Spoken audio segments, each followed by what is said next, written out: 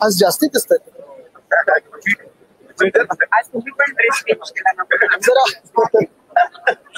मला माहिती होतं असते कॅमेऱ्यात म्हणून जरा. अर्थसंकल्प सादर होतोय, त्या गोष्टी महायुतीने केल्या, त्याच्यात रिटर्न गिफ्ट मिळणार असं कळते. खरंच रिटर्न गिफ्ट मिळतं असं? आज आपल्या राज्याचा म्हणजेच महाराष्ट्र राज्याचा अर्थसंकल्प सादर होणार आहे. दुपारी 2 वाजता अर्थमंत्री हा अर्थसंकल्प सादर करतील. ह्याच्यात अनेक अपेक्षा आहेत लोकांकडून. आता आपण पाहिलं असेल साधारणपणे ज्या अपेक्षा लोकांमधून येत आहेत, जनतेतून येत आहेत. पहिली अपेक्षा हीच आहे की शेतकऱ्यांची कर्जमुक्ती व्हावी. तीही आधी जशी फडणवीस साहेबांनी केली होती, ती फसवी होती, तसं नाही.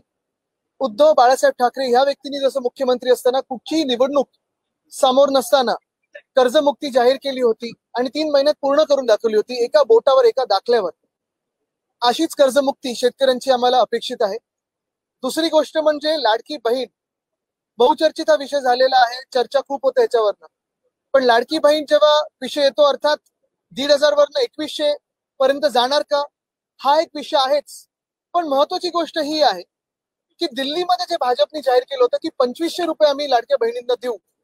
मग दिल्लीमधल्या लाडक्या बहिणी आणि महाराष्ट्रामधल्या लाडक्या बहिणींमध्ये नेमका फरक काय आहे हा देखील आम्हाला समजून घ्यायचा. म्हणून जर 2100 होत असेल आणि 2500 नसेल होत,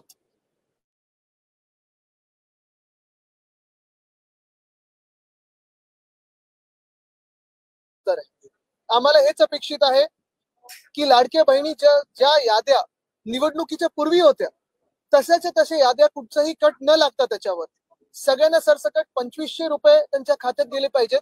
आणि फक्त आजपासून नाही, तो जो गेल्या 3-4 महिन्यांचा बॅकलॉग आहे, जेव्हापासून ह्या सरकारची शपथविधी सोहळा झालेला आहे त्या दिवसापासून झालं पाहिजे. ह्या 2 मला वाटतं सगळ्यात महत्वाच्या आहेत. तसंच जर पाहायला गेलं तर मुंबईला काय मिळणार, अर्थात मुंबई सकट पुणे असेल, ठाणे असेल, नाशिक असेल, शहरी भाग आणि ग्रामीण भाग हे आम्ही पाहत असतो. तिथे काय काय आपण महाराष्ट्रात अपेक्षित करतो हा एक विषय आहेच. पण मुंबई सारख्या शहरामध्ये ज्या मुंबईला केंद्र सरकारमधून काही मिळालं नाही, केंद्र सरकारच्या अर्थसंकल्पातून काही मिळालं नाही, जसं महाराष्ट्राला पण काही मिळालं नाही, पण ह्या मुंबईसाठी ज्याची राज्य सरकारची ह्या मुंबईकडे थकबाकी 16,000 कोटी आहे, ती थकबाकी आज रद्द होणार का, ते सगळे पैसे मुंबई महानगरपालिकेला देण्यात येणार का, हा देखील एक सवाल आहे. कारण एका बाजूला आपण पाहतोय ज्या साखर कारखान्यांना राजकीय लोकांच्या, त्यांच्या आजूबाजूच्या राजकीय नेत्यांच्या साखर कारखान्यांना हजारो कोटी आहेत द्यायला. मग मुंबई सारख्या शहराला जी थकबाकी असून राज्य सरकारची आहे ती का नाही पूर्ण करतायत? मुंबईला जे देणं लागतं राज्य सरकार, मुंबई महानगरपालिकेला देणं लागतं, ते का नाही देऊ शकत राज्य सरकार, हा देखील एक प्रश्न उपस्थित होतोच.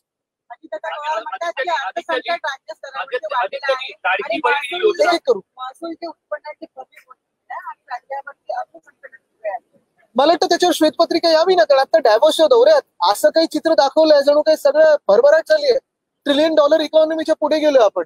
एवढं काही असेल तर आज सरकारने दाखव आणि खरं काय चित्र ते दाखवा आणि त्यांचं कौतुक करू जर सत्य बोललं तर. आदित्यजी, लाडकी बहीण ही योजना मध्य प्रदेशमध्ये सुरुवातीला राबवण्यात आली, तिथे ती लोकप्रिय झाली, पण तीच योजना महाराष्ट्रामध्ये बदनामही झाली आणि अडचणीतही आली. काय प्रमुख कारण आहे? मी तुम्हाला एक सांगतो, जे आधी पण सांगितलं होतं की हे सरकार महानगरपालिका नगरपालिकेच्या निवडणुकीनंतर भाजप ही लाडकी बहीण योजना बंद करेल. पण माझी अपेक्षा वेगळी आहे. मी सगळ्यात काही चांगलं पाहतो आणि आता संधी ही आहे की भाजपाने एका ठिकाणी आश्वासन दिलंय की आम्ही 2500 करू दिल्लीमध्ये.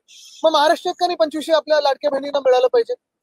आदित्यजी, बेकायदेशीर वक्तव्य करण्यासंदर्भात प्रतिबंध करण्यासंदर्भातला कायदा आहे तो अधिक बळकट यासाठी सरकार नवं विधेयक आणून पाहते, त्याबाबत जाहिरात सरकारने केली, कसं बघतात? नक्कीच कोरटकर, सोलापूरकर यांच्यावर लावा होतो कायदा, पण एकंदर तुमच्यावर पण हा कायदा लागू होणार आहे हे लक्षात ठेवा. मीडिया म्हणून बेकायदेशीर, ह्या भाजपच्या मनात बेकायदेशीर म्हणजे जो भाजपच्या विरोधात बोलतो तो बेकायदेशीर.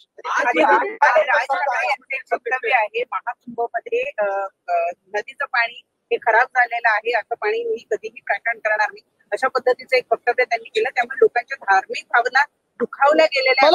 मला वाटतं एक महत्वाची गोष्ट आहे की आज कुठच्याही दुसऱ्या विषयावर न बोलता मी अर्थसंकल्पावर बोलेन, कारण हे अर्थसंकल्प महत्वाचं राहणार. हे निवडणुकीनंतरचा अर्थसंकल्प सादर होणार आहे आणि ह्याच्यात लाडक्या बहिणींचा विषय असेल किंवा इतर कुठचेही विषय असतील, कर्जमुक्तीचा विषय असेल, सोयाबीनचा विषय आहेच, पण त्याचसोबत भावांतरचा विषय आहे. हे सगळे विषय आज महत्वाचे राहतील. मी दुसऱ्या कुठच्याही विषयाला इथे फूट पाडतो नाही. कैलास पाटील यांनी जो प्रश्न उपस्थित केला होता आदित्यजी, कैलास पाटील कोण जागा मिळतो?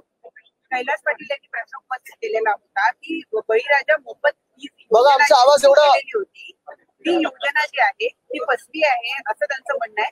कारण शेतकऱ्यांना अजूनही लाखो रुपयांची बिलं येत आहेत. त्यांनी नुसतं म्हणून नाही दाखवलंय, त्यांनी ते बिल दाखवलंय. त्याच्यात आता आधी 0 रकमेचं बिल होत होतं, आता त्याच्यात बिल यायला लागले. आणि हेच आम्ही सांगतोय की भाजपचं सरकार, हे जे महायुतीचं सरकार, ते महाझोटीचं सरकार आहे. कारण हे खोटं बोलून निवडणुका ईसीच्या म्हणजे इलेक्शन कमिशनच्या आशीर्वादाने जिंकलेलं.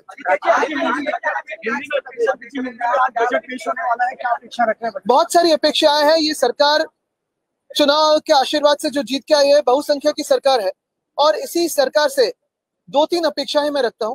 पहली अपेक्षा ये है कि सारे किसानों का कर्ज मुक्त किया जाए, उनको कर्ज मुक्त किया जाए, जैसे हमारी सरकार ने, उद्धव बाळासाहेब ठाकरे हमारे जो मुख्यमंत्री थे, उन्होंने किया था.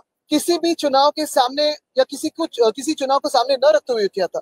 वैसे ही आज जब चुनाव इस राज्य में नहीं है, देवेंद्र फडणवीस जी कर्ज मुक्त करके दिखाए सारे किसानों को. दूसरी अपेक्षा यही है कि जैसे दिल्ली में 2500 मिलने वाले हैं लाडली बहना को, तो क्या दिल्ली की बहना महाराष्ट्र की बहना से अलग है? पहले तो 2100 नहीं 2500 रुपए मिलने चाहिए हर एक लाडली बहना को. उस लिस्ट को कट नहीं लगना चाहिए. और तीसरी चीज यही है कि जब से चुनाव हुए उस दिन से अभी तक का जो बैकलॉग है वो भी आए. कुछ लोग काफी समय से भगवा पहन करके माला साहब की तरह लेकर के रैलियां कर रहे थे. अचानक उन लोगों को संगम या गंगा नदी या किसी दूसरी पवित्र नदियों का पानी गंदा दिखने लगा है. इसको कैसे देखते? मैं यही कहता हूं कि आज जो बात करूंगा मैं इस आज के बजट पे करूंगा, क्योंकि आज का बजट ये हर एक व्यक्ति के लिए महत्वपूर्ण है.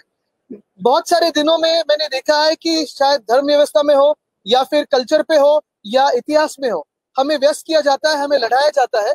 लेकिन आज की जो बात है, फिर वो बेरोजगार की बात हो या फिर महंगाई की बात हो, उस पर कोई बात ही नहीं करता. सिर्फ राजनीति सिर्फ दलदल हुई है, राजनीतिक दल कोई रहा नहीं. ये भी मैं कहना चाहता हूँ कि खबर को छुपाने के लिए कबर की बात हो रही है.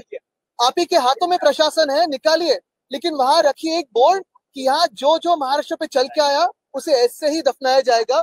फिर वो औरंगजेब हो, सोलापुरकर हो, कोरटकर हो या जो भी इस महाराष्ट्र के विरोध में काम करेगा.